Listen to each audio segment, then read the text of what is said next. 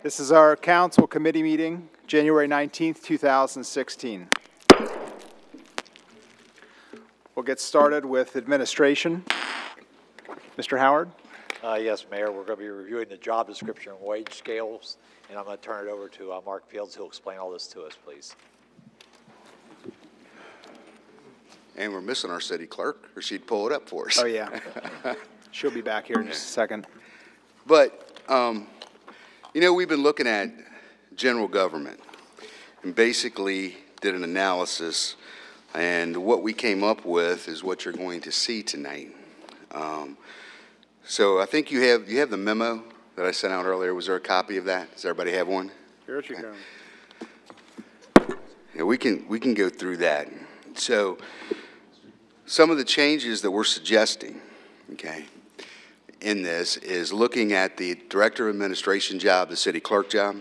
If you see in there, we've changed the duties in that position, and we've taken away the Director of Administration and just made it city clerk. Yeah, there it is. Yeah. This position is going to retain supervision of the front office staff. However, some of the other duties are going to be removed, such as HR, and you're going to see that later on. Where human resources fell under this before, it's not going to now. It's going to fall under the CAO. So all the statutory requirements that are there for city clerk remain in that job description. All right? But due to the fact that we're relieving some of the duties of that, we are suggesting that we move it down one pay scale in the wage scale, one line, from a C to a D. Also, in the folder that I shared with you all this afternoon, the new wage scale is in there, but we've got it. We can pull it up here. Right. So, staying with general government just for a minute, okay? So, what we are suggesting to do is to take what was before the benefits coordinator and making it a director of human resources. That position, as we have seen, is a very important position. We need to, I think, ensure that competent people are in that position. Everybody's talked about this already. We know that Ms. Andrus wants to step down as city clerk and take over the director of human resources position. That's what we are going to suggest that we do at the 1st of February. Thus then elevating our assistant city clerk, Sherry Hoffman, to the position of city clerk.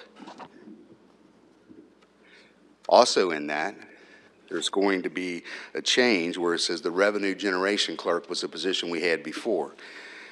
In that position, those duties are going to be combined with the front desk person and the assistant city clerk.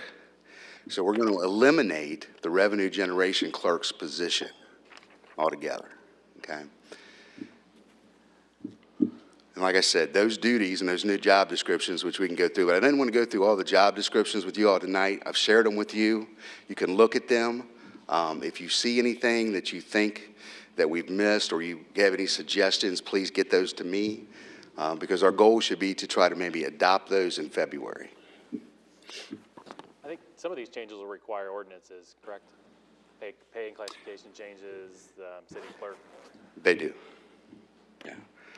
So we wouldn't necessarily. And I'm not sure, Mr. Wickman, and I think we did that before when we adopted the job descriptions. I think that was by a municipal order, was it not? Yeah, as long as it doesn't involve, as long as it does not involve compensation or benefits, we do them by municipal order. Okay, so the salary scale will then have to be adopted By ordinance. by ordinance, because we've made some changes to that. We haven't increased anything. We've made some changes to it, but we haven't but we're switching increased. job descriptions between Yes. pay scales. So we'll do that through Yes. Yes. ordinance. Yeah. Is that correct, Mr. Wickman? I'm sorry, I couldn't hear you. If we're changing the pay and classification plan, we have to adopt that by ordinance? That's correct. Yes. Yeah. And then changes to the city Think clerk is by ordinance as well? Changes to anything other than compensation or benefits can be done by municipal order. So they can be changed by municipal order, but The job. I was just thinking that the city clerk was one of those unique roles that the duties had to be described and passed by ordinance, different than all the other ones. I don't think so. No. There are certain statutory duties of the city clerk, whether you do it by ordinance or not. The statute says those are her duties, such as the custodian of the records. But all of the other details can be done by municipal order. If I'm not mistaken, we have to, and I think we've done this way, I think we've done it in the past, is we've looked at the wage scale, and those positions are adopted by ordinance. And then the job descriptions, I think we did by municipal order. I think we did the, again, I'm repeating myself, but anything other than Right. compensation or benefits, I think we did by municipal order. Yeah. Because we got into this problem of doing,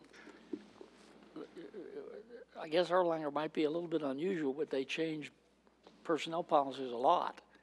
And the cost of advertising those ordinances to do that got to be substantial. Right. And we just looked at a way to avoid that and came up with the division of the compensation for positions and the descriptions of the positions. Mr. Meyer, to answer your one question, I do know that all the ones that we adopted last year, I'm sorry, in 2014, were all adopted by municipal order. All the job descriptions were. But yes, and then there'll have to be, and again, I think making these changes, there'll have to be something appointing Ms. Hoffman to the position of city clerk. It'll be an executive order, but that executive order has to be approved by council. That is correct. So we would hope to do that in February also and make these changes the first payday in February, if we could do But that. we couldn't make them first payday in February, though, could we? Making her the city clerk, we can, That- and moving in that But position, any of the pay changes. but adopting the other Would one. be the following, would be March at the earliest. I don't think we have to do anything with the pay changes. Well, for the ones that we're changing pay bands based on job titles, because we've currently codified those, right? In the pay and classification plan? I'm even having a hard time hearing you. I'm sorry. I'm sorry. I was saying that the appointment we could do in February, but my understanding is if we're changing the pay and classification plan, we've got to do so by ordinance. And if we've got to do that by ordinance, moving people between bands and changing their salaries, then March would be the earliest without a special meeting. Is that correct? Yeah, to have two readings. Right. If we have to do that by ordinance, which my understanding is we have to do a pay and classification plan by ordinance. But you can move somebody into a position that you have that's already existing before you change that. So I don't know that we'd have to have a special meeting to do that, and then when you change it, Not for that you one, can but she change would be it. going Right. into the higher pay band. Yeah, but that She's wouldn't gonna go to a require an higher- ordinance in itself. That pay band already exists. No, It that already one would, exists. But we're talking about lowering that as well. So that lower pay band wouldn't be in effect until we pass the ordinance adopting the new pay and classification plan. That is Am I correct. thinking? Okay. But the appointment of the city clerk is simply, Yeah, absolutely. I'm not, doesn't have to be done by ordinance. yeah, I would absolutely agree with that. Okay. I was just, we're talking about, I guess, a couple things. One, good changing the pay band of it and making an appointment at the same time. Change of the pay has to be done by ordinance. Okay. All right. Either way, and if we don't do that the 1st of February, if we make it the 1st of March, so we don't have to have a special meeting, it makes no difference. Okay? We want to make that switch. We want to recommend that switch to council for it to be approved for those people to switch those positions. So if in fact we can do that, they're doing those jobs right now. So if we could do that. We could have a special meeting too. Do what, sir? We could have a special meeting too. That wouldn't be a big deal. It's up to you all, however that has to be done. I wasn't sure, I thought we could appoint Ms. Hoffman to that position without doing it, the ordinances and changing that. Because I'm looking at it and I'm pretty sure the pay Appoint her to scale that is the same. position without doing the ordinance, but her pay won't change until we do the ordinance. Her pay can change into that position that exists now. Can it not? Her pay is limited by what we have now. Well, that's fine. Going to change her pay grade, then we have to do that by ordinance. I understand that part of it, but what I'm saying is if that pay exists today and it's in that scale, it doesn't, that, if it's in that range, it's in that range, it's already been adopted. Yeah, if it's could within be the there. range that already exists, you don't do anything. Right, There, that's my point, yeah. just one other question I have about the job descriptions. I'm looking at the draft codified changes, and we've got a number of job descriptions that are codified. Do we need to change those as well, if there's any conflict between the ones that we're proposing passing by municipal order? Job descriptions that are what? There's just a Okay. number of different job descriptions that have currently been codified. Yeah, so you could very simply repeal that ordinance that's codified those prior job descriptions. That's very simple to do. Right, but we would need to do that at the same time, so repeal that and then adopt the municipal order to accept the new job descriptions? I think all of the ordinances that dealt with personnel classification were repealed when we went to the municipal order concept instead of an ordinance Yeah, concept. I wasn't necessarily looking at pay classification, but there's a number of city financial officer. Yeah, so one thing you've got to understand is because of some of the issues that we've had with American Legal, what is currently online with American Legal is not the most necessarily up-to-date code of ordinances. So if there have been any ordinances that have repealed in the last probably 18 months to 24 months, those are listed on the website for the city, and those very well may have already cleaned those up. You know, we haven't received our new. Right, well, it's the draft that I was looking at from the new stuff from American Legal when I made that reference. Well, and again, I think we're getting a little far afield here, but that draft is just a draft. Correct. And I'm not sure that really either Mr. Wickman or myself have put a lot of time or effort into that draft, because even American Legal said don't put a lot of time or effort into this draft. We need to make sure it's edited, and I didn't know we had circulated that draft. I haven't received it. Yeah, it would. You're talking about the one they're working on now? Yes, I yeah, have not seen anything. on it. right, and neither one of us have put any time into it. But we'll make sure. We'll make sure it's right.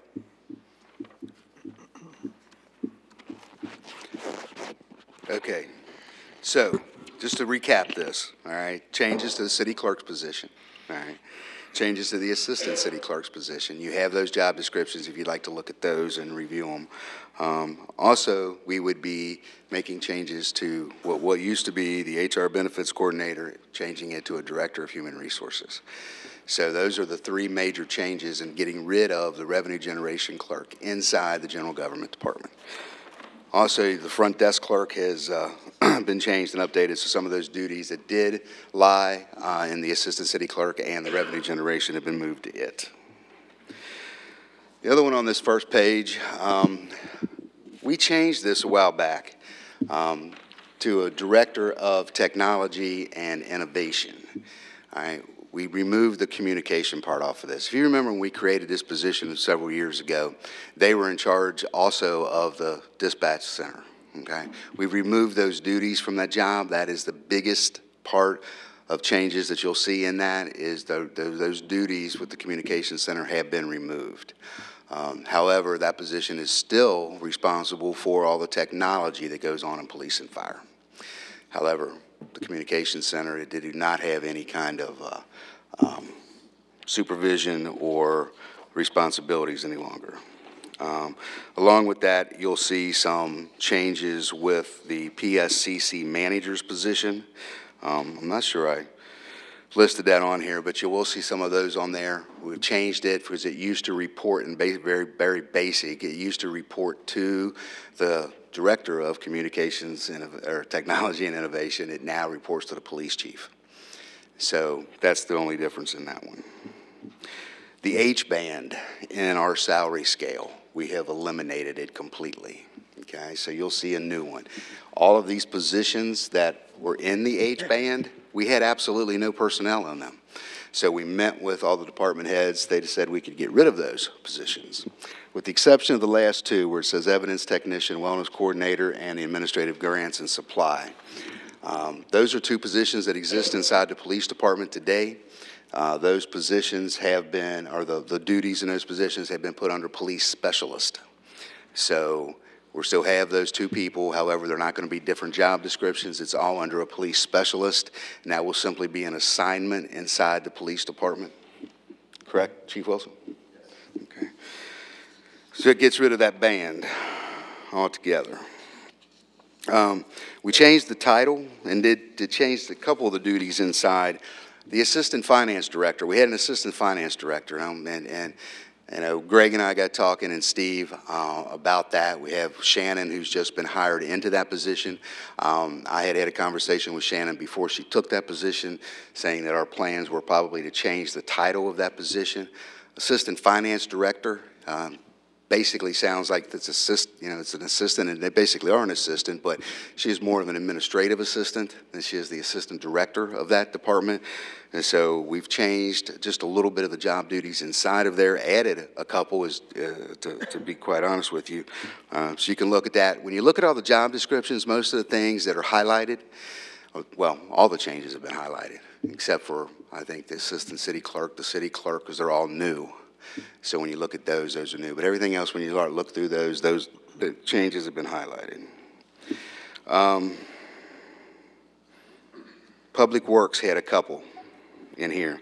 They wanted to change some titles. So going through this, you'll see the titles that have changed from what they were to what they are now. Also, we actually created an assistant operations manager. Happens to be here tonight. It used to be the sign shop coordinator. Okay, that position no longer exists. Those duties are there within that position, but that position has been elevated, okay, to a higher pay scale, moved one up with a different title to assistant operations manager. Everything else in there is pretty much just titles inside of there. And we did move up the operations manager inside Public Works. There was no pay involved in this, no pay increase involved in any of this, or this one. But it goes in line. He'll be right next after the assistant director, then comes the operations manager. So it looks like in our succession line, that was the best way to do it. Director Bogart made that request, so we did that one.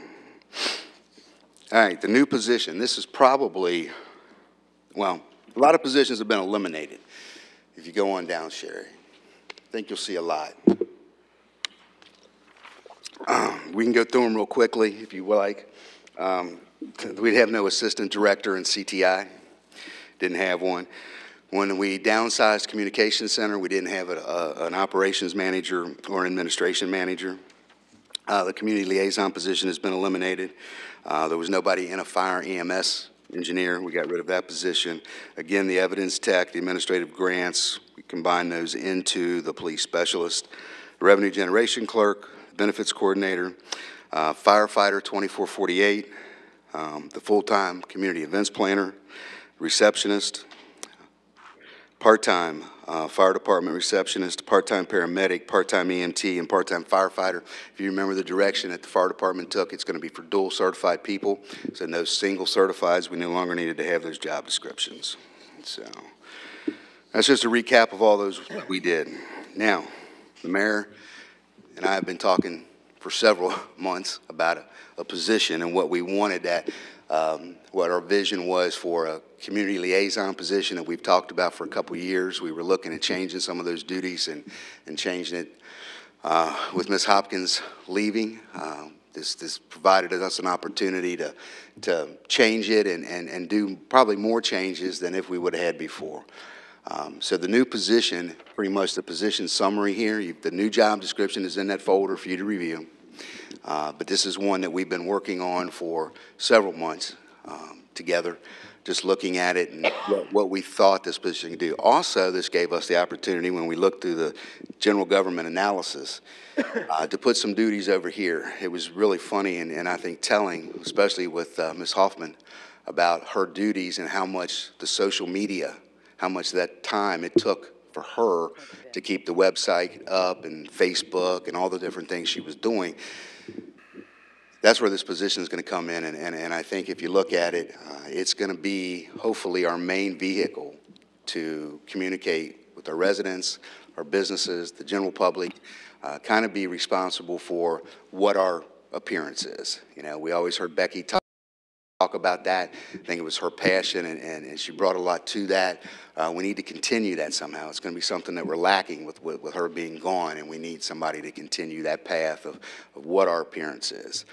When we sat here in the planning session, well, you know, when we talked to, I don't know, a few weeks, a couple months ago, when we sat here and talked, and we talked about that and what our appearance was and how do we promote ourselves and what do we do to enhance that.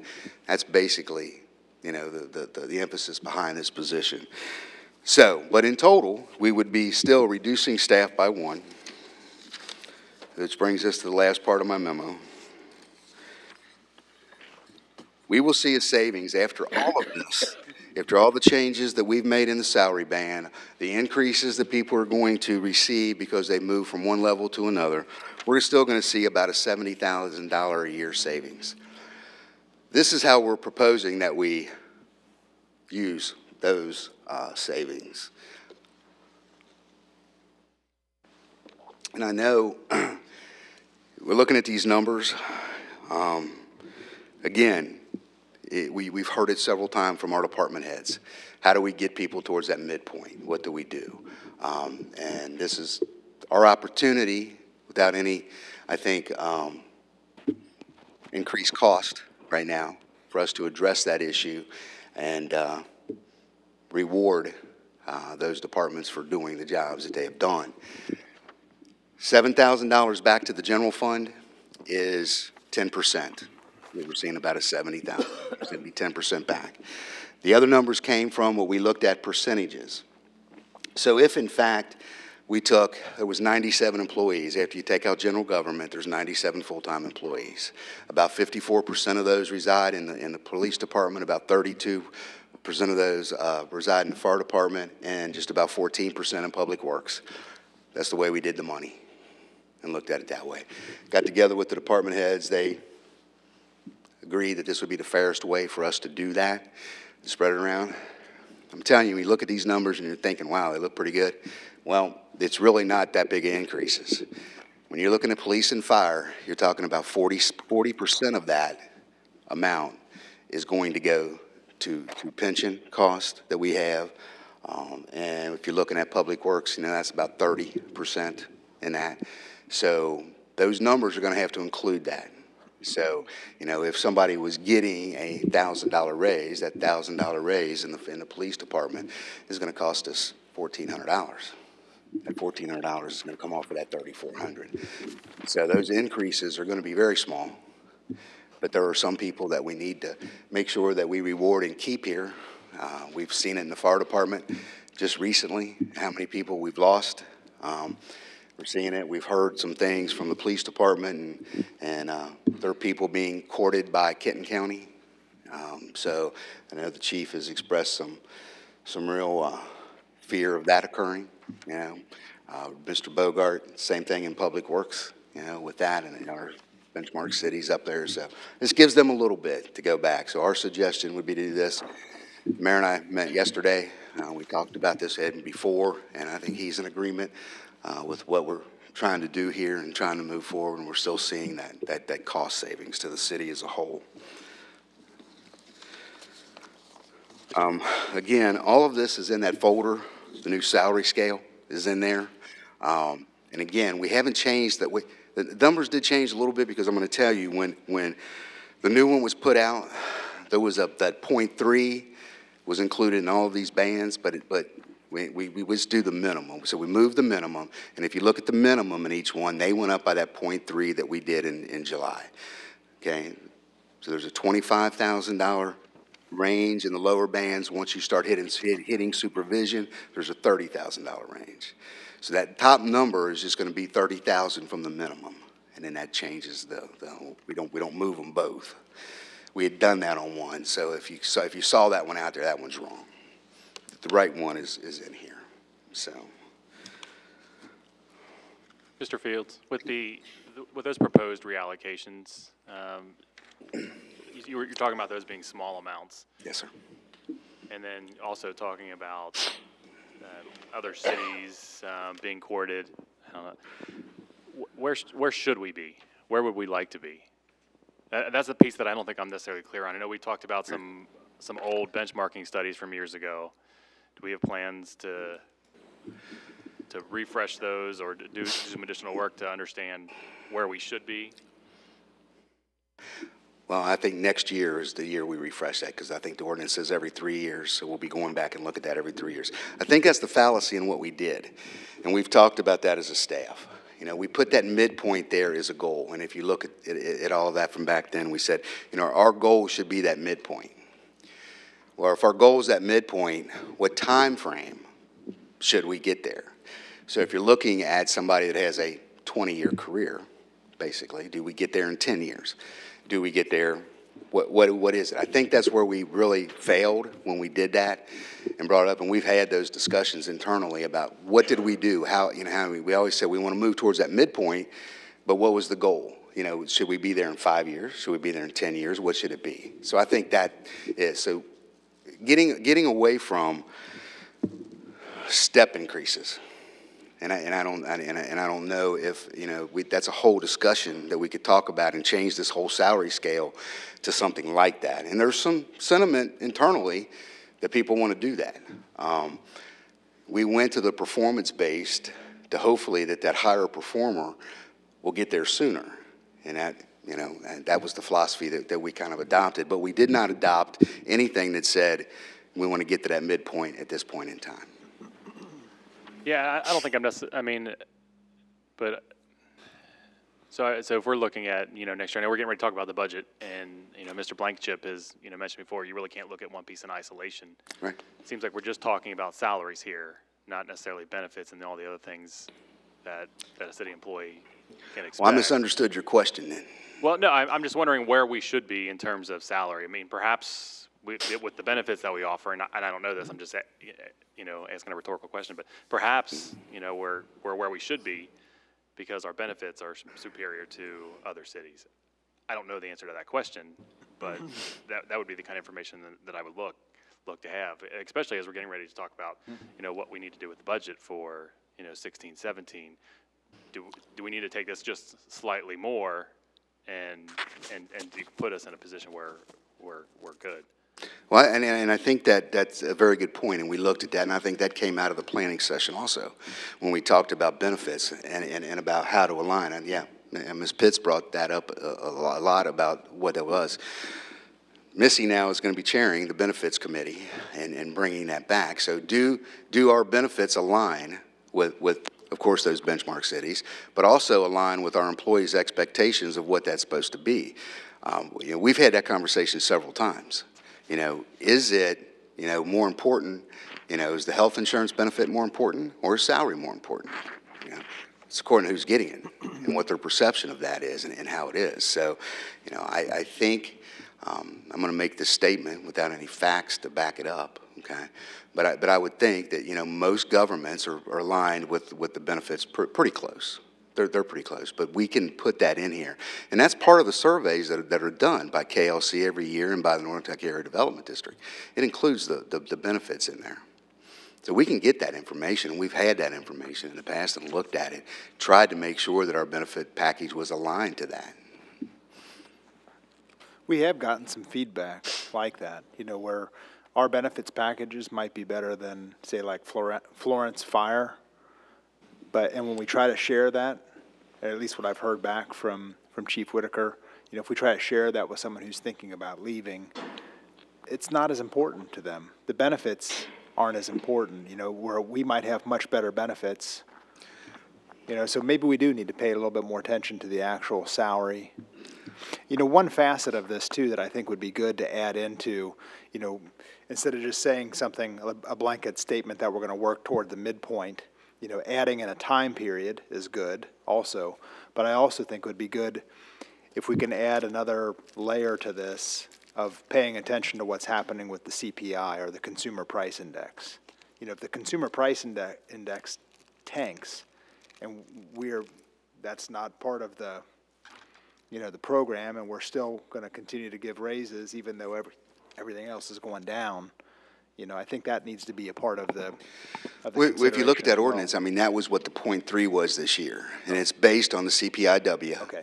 Of what that is, and that was when we wrote that ordinance, or when we, you know, created this whole program, that was part of it. That was going to be what basically a cost of living was that CPIW was going to be. Greg and Steve figured out which one we were going to use, and we did that. Along with that, though, then there was going to be another pot of money, which I think we got away from this year. And we put the extra percents in there, the 2% that actually ended up being 2.3 if some people got the whole thing. And we gave department heads the ability to look at that and do that. You know, if in fact, instead of a percentage, you know, that was a pot of money and said, boom, here it was, even though that's the way we did it inside, we looked at what that 1% would be, and we took it and put it there and budgeted it that way. But looking at that and saying, boom, and then giving the department heads the ability to distribute that money to those people, whether or not, you know, again, performance-based. You know, and I think that's, if you look at everything that's going on in government right now, I'll tell you that I truly believe that is the trend. For so many years, you know, the general public has looked at government thinking, well, you know what, you get that job and you're there for life. And you don't have to do anything, and you can just show up to work, and you don't have to do anything. And guess what? You're going to get all the raises because that's what people do. What state was it? Wisconsin? I think it was Wisconsin, maybe. They just did that with the big part of their budget and said, boom, this is what we're going to do. And every state worker, and it was based on performance.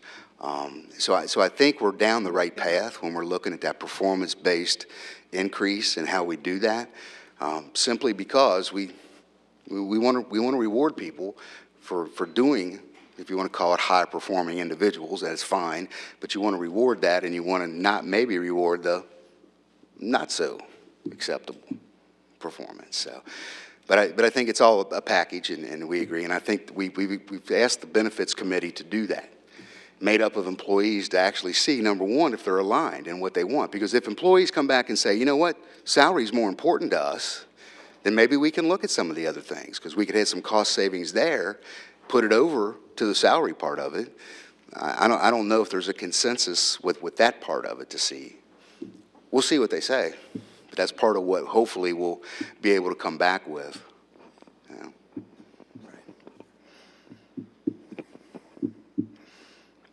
If there's no other questions, I think I'm finished with that part. Great. Well, I want to commend you. This is phenomenal. I can't even fathom putting that together. Well, I'm going to tell you, everybody has worked very hard at this. I'm going to give kudos to Sherry and to Missy and to Jennifer in particular. Those three have really, really worked on this, and I think looking at what's going to go on in the general government offices if we move forward with this, it's going to be, I think, a lot of hard work for these people that have taken on extra duties and looking at it, but it's doable. I think it's doable, and by no means did, you know, there was input from everybody. It was a team effort to get this done. Well, and that's what I love to see, a team effort.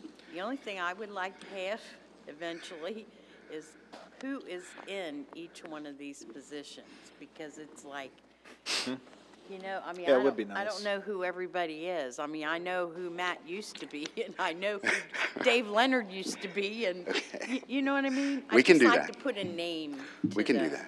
Yeah, that would be nice if, Yeah.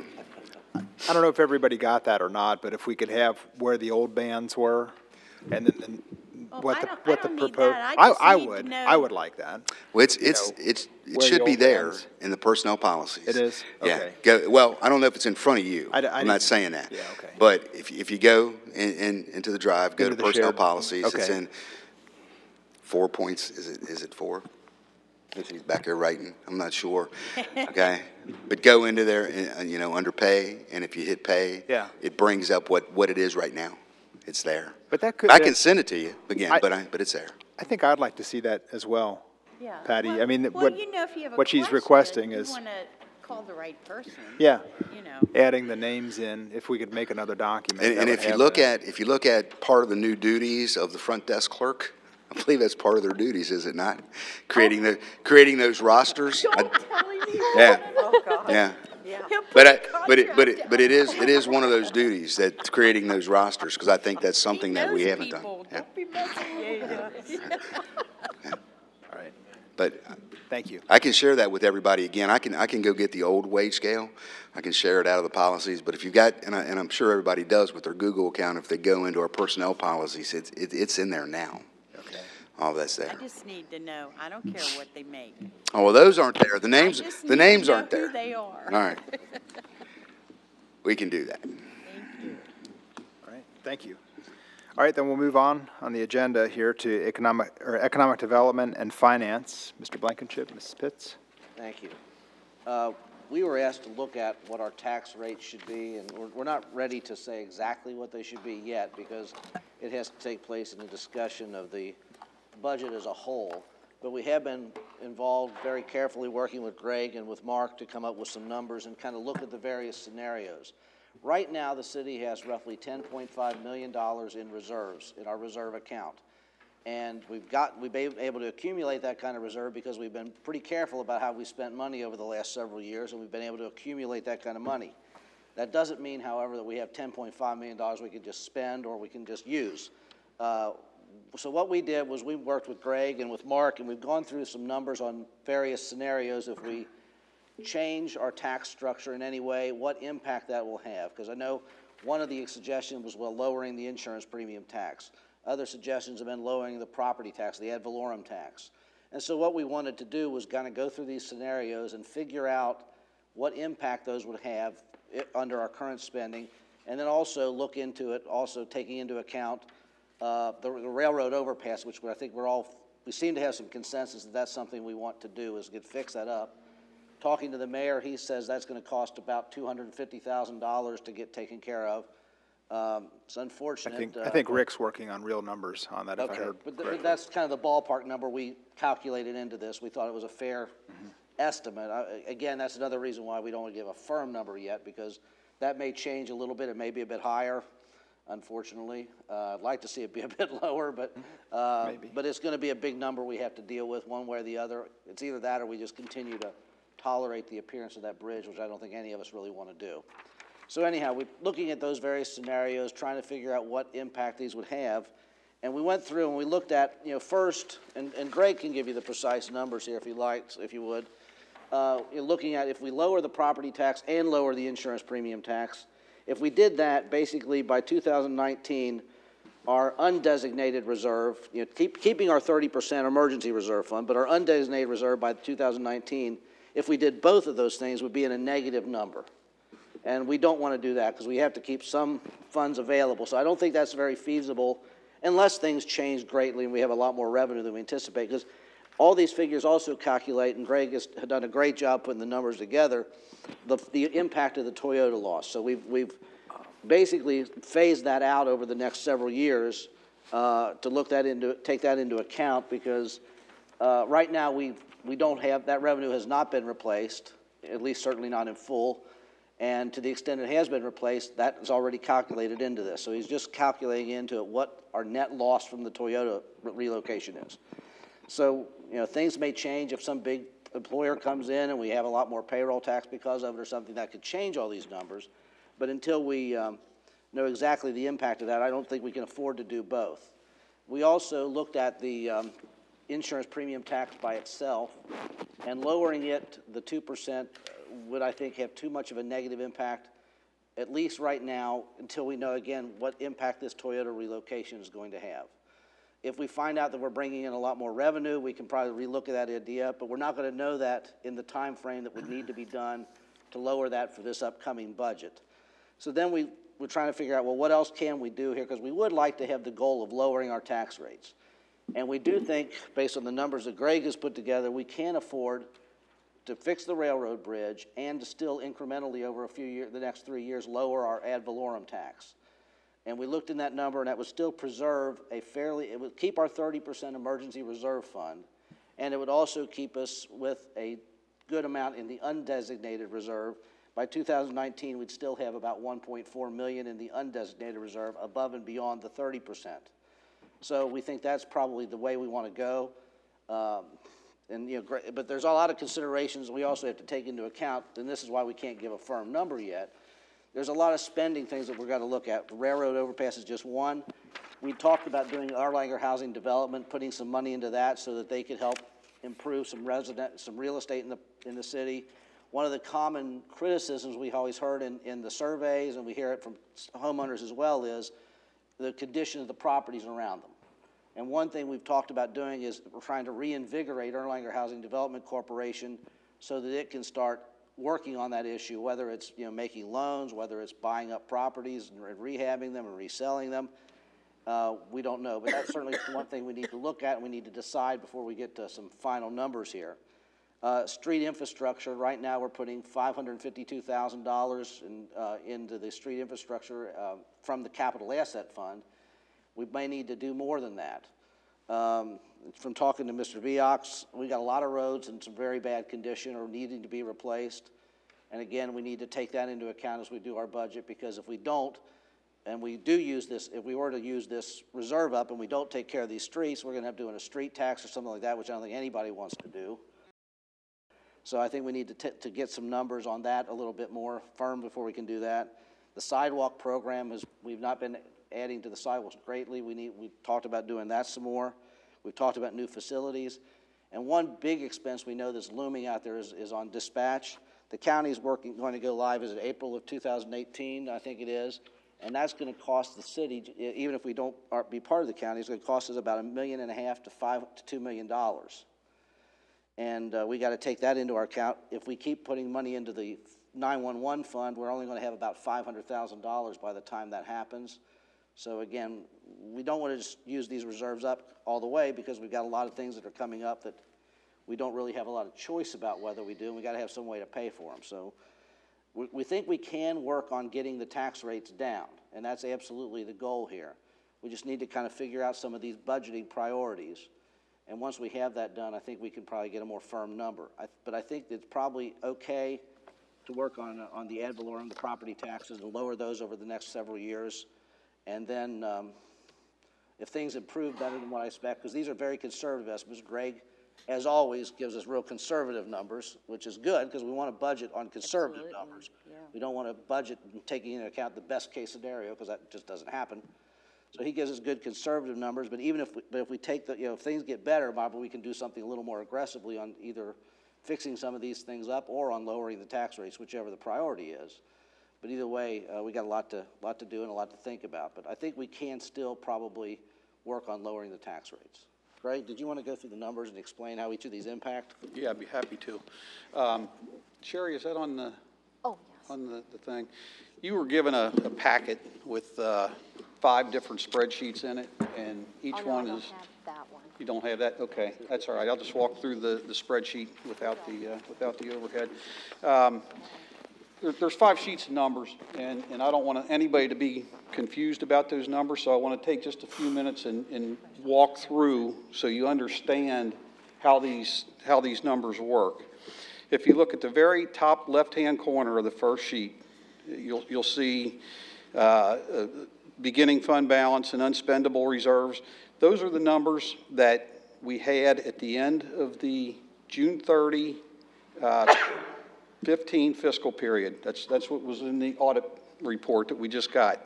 So in other words, after we got done with all the last year's operations, we had $10,563,000 in the fund balance. Out of that, $103,000 is not spendable. It's stuff that's prepaid expenses, for example. They're assets, but it's not something that we can spend. We also have $4,365,000 that equates to the 30% set aside. That leaves about $6 million available for undesignated fund balance. If you go down then to the next line, the estimated revenues, the numbers in that entire row, the $16,218,000 all the way through to the $15,799,000 in fiscal year 2019, are the updated numbers. Steve Bodie and I have been working on the 3-year projections. We do have the revenue, the preliminary revenue estimates completed. They'll have to continue to be refined over the next couple months. But those are, in fact, the numbers that we anticipate at this point, given the best data that we have available, that we will see in revenues over those next 3 years. Greg, that's without the decrease in the taxes, right? That's without any decrease in taxes. It does include a decrease in the Toyota revenues. Right. We've built that in. It assumes that Kroger is going to someday move, because we keep, that's likely to happen. It does include all of the new jobs that have been announced so far. The St. Elizabeth's expansion, or the behavioral health facility, Sterling Cut Glass, the Griffin facility, all the new stuff that's been announced, that's in the books, that's included in those numbers, the best we know them. Greg, do these estimated revenues include the portion of the payroll tax that goes to the capital fund? No, these are just the general fund. Just the general numbers. fund, okay. Just the general fund portion. If you could remind me, that's about $1 million out of the payroll tax that goes there, or is it a little bit more than that? It's in that area, and but we've got a 10-year budget on that, and hold that thought, because we're, when we start getting into this list of things that we still have to do, I think when we start looking at that 10-year budget and put together updated numbers this year, that's going to be pretty seriously, it'll be eroded, the fund balances that we have there. The estimated expenses in fiscal year 16, that's basically the, actually 16, 17, and 18 are the same numbers that were in the 3-year projections that we did last year at this time. We still have not worked on the expense side of the budget for the next 3-year cycle. The department heads are due to turn their request in Friday. So over the next couple weeks, we'll start having meetings with them and getting those numbers a little more firm. But they should be reasonably close. The estimated transfers is the money that we transfer from the general fund to the capital asset fund. And as Councilman Blankenship just mentioned, it's $552,000 this year. We increase it about 5% each year, and that's why those numbers increase. And then you come down and do the math, and the ending fund balance is what we will have, or we estimate that we will have at the end of each of those fiscal years. So at the end of fiscal year 16, the current fiscal year, we think we're going to have about $11 million. But out of that, we're going to have about 103 that we can't spend. $4.5 million set aside as the 30% reserve, and that'll leave 6.3 undesignated. But if you look and you walk out that bottom line, or that undesignated reserve line out to 2019, that drops down to $1.8 million if we do nothing. If we just continue the course as we're going, it will drop down to about $1.8 million. And the reason for that, the two main drivers of that are actually three main drivers. One is the loss of Toyota. Clearly, that we have not felt one nickel of loss of that yet. But when it does start to happen, it's going to come quickly, and it's going to be we've projected it on a straight line basis from essentially from the beginning of the fiscal year, the next fiscal year, through the end of calendar year 2018, just on a straight line basis, because we really don't know how fast it's going to happen. But when it does go, it's going to be a blow. And we don't have enough new businesses coming in to offset that completely yet. So that's the primary factor. The other factor is just simply inflation and increased cost of doing business. And then the third item is the 30% emergency reserve goes up every time expenses go up, because that's, it's a factor of the expenses. So we'll see that $6.3 million that we anticipate having at June 30th this year drop down to $1.8 million by the end of June 2019, if we do nothing. Then the bottom part of the spreadsheet is comprised of most of the changes, and again, as Councilman Blankenship mentioned, during that retreat the visioning session that we had back in November on the Saturday morning, and we all sat around and talked about things that we wanted to see and all that, we tried to take most of those items and quantify them, put numbers to them, and figure out what that's going to cost us, and put those into this same spreadsheet. So we start at the very beginning of the middle of the page where it says if all changes are made, and it says beginning fund balance. Those numbers are exactly the same as the numbers up above.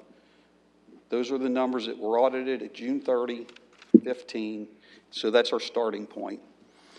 Nothing's going to happen this year. So that whole first column, 2016, is the same as the numbers up above.